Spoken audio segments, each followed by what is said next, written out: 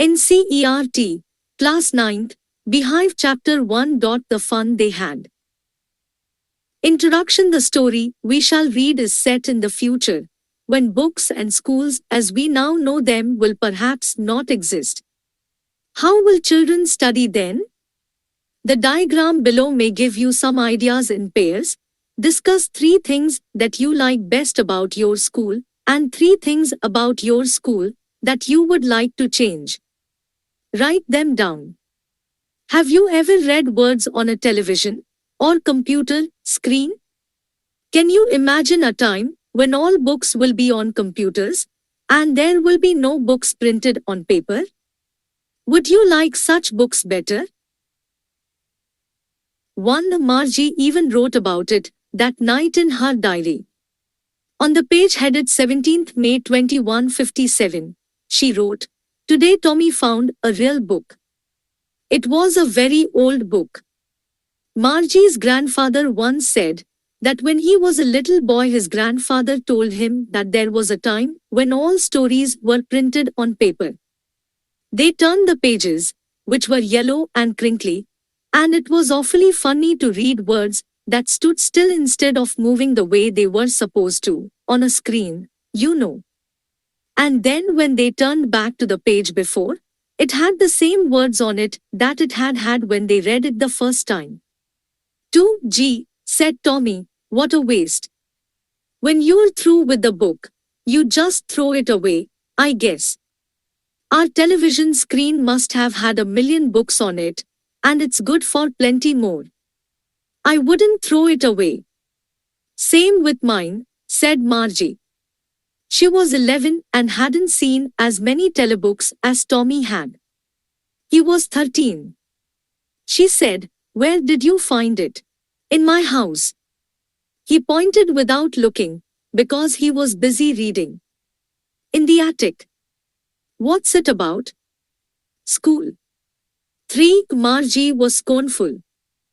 "School? What's there to write about school? I hate school." Margie always hated school, but now she hated it more than ever. The mechanical teacher had been giving her test after test in geography, and she had been doing wars and wars until her mother had shaken her head sorrowfully and sent for the county inspector. 4. He was a round little man with a red face and a whole box of tools with dials and wires. He smiled at Margie and gave her an apple, then took the teacher apart. Margie had hoped he wouldn't know how to put it together again, but he knew how all right, and, after an hour or so, there it was again, large and black and ugly, with a big screen on which all the lessons were shown and the questions were asked. That wasn't so bad. The part Margie hated most was the slot, where she had to put homework and test papers. She always had to write them out in a punch code they made her learn when she was 6 years old, and the mechanical teacher calculated the marks in no time.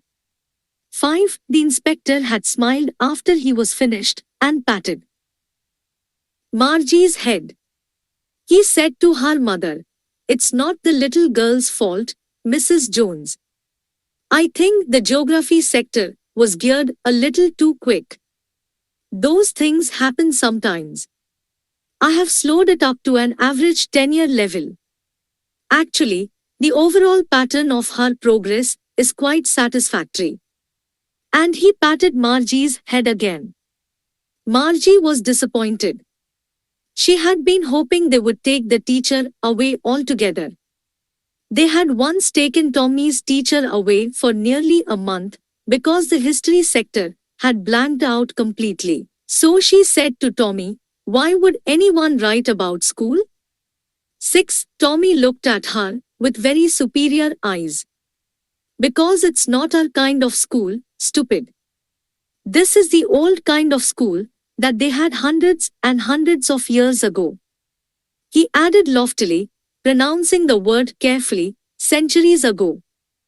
Margie was hurt.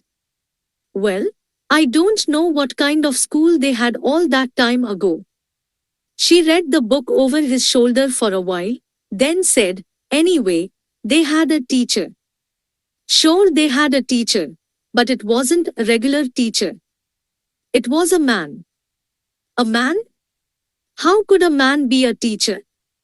Well, he just told the boys and girls things and gave them homework and asked them questions. 7. A man isn't smart enough. Sure, he is. My father knows as much as my teacher. He knows almost as much, I betcha.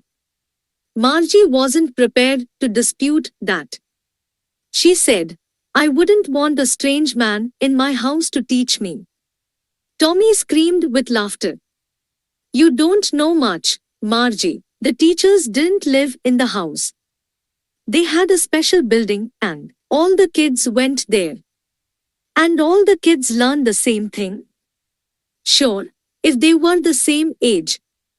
8. But my mother says a teacher has to be adjusted to fit the mind of each boy and girl it teaches, and that each kid has to be taught differently.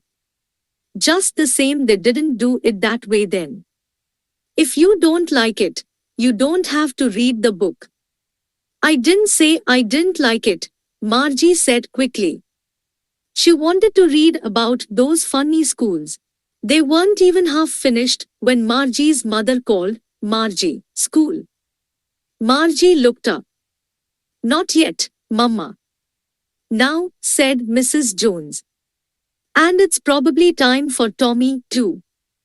Margie said to Tommy, can I read the book some more with you after school? 9, maybe, he said nonchalantly. He walked away whistling, the dusty old book tucked beneath his arm. Margie went into the schoolroom. It was right next to her bedroom, and the mechanical teacher was on and waiting for her. It was always on at the same time every day except Saturday and Sunday, because her mother said little girls learn better if they learned at regular hours. The screen was lit up, and it said, today's arithmetic lesson is on the addition of proper fractions. Please insert yesterday's homework in the proper slot. 10. Margie did so with a sigh. She was thinking about the old schools they had when her grandfather's grandfather was a little boy. All the kids from the whole neighborhood came, laughing and shouting in the schoolyard, sitting together in the schoolroom, going home together at the end of the day. They learned the same things, so they could help one another with the homework and talk about it. And the teachers were people. The mechanical teacher was flashing on the screen when we had fractions, a half and a quarter. Margie was thinking about how the kids must have loved it in the old days. She was thinking about the fun they had. Students are suggested to listen this chapter in different playback speeds and try to read it along with audio. Don't forget to like this video to encourage such more helpful tools for the students. To listen to all English books of NCERT, Class 1 to 12, in audio and text, subscribe our YouTube channel NCERT English Audio Books, and hit the bell icon. Tell us in comment section, in what way this audio chapter was helpful for you. Also comment the suggestions for the channel. Listening is the best alternative of reading, and the easiest way of learning. God bless you.